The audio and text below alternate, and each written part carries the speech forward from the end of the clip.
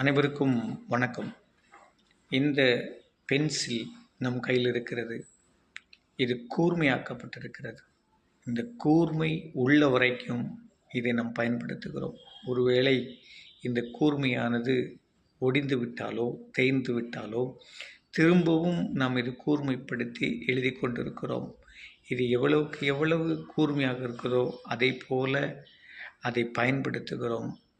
கூர்மையாக்கப்படவில்லை என்றால் தூர எரிந்து விடுகிறோம். அதுபோல நம்முடைய வாழ்வில் நாம் செய்கிற தொழிலில், ஆசிரியர் பணியில், வேலையில் எப்பொழுதெல்லாம் நாம் கூர்மையாக்கப்பட்டிருக்கிறோமோ அப்போமெல்லாம் நாம் சரியாக வேலை செய்வோம். நம்மளை மக்கள் உபயோகப்படுத்துவார்கள்.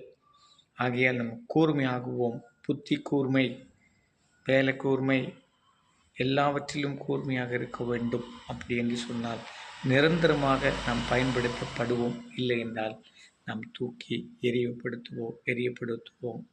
ஆகையால் நீங்கள் கூர்மையாக இருங்கள். வாழ்வில் வெற்றி பெறுங்கள். நன்றி.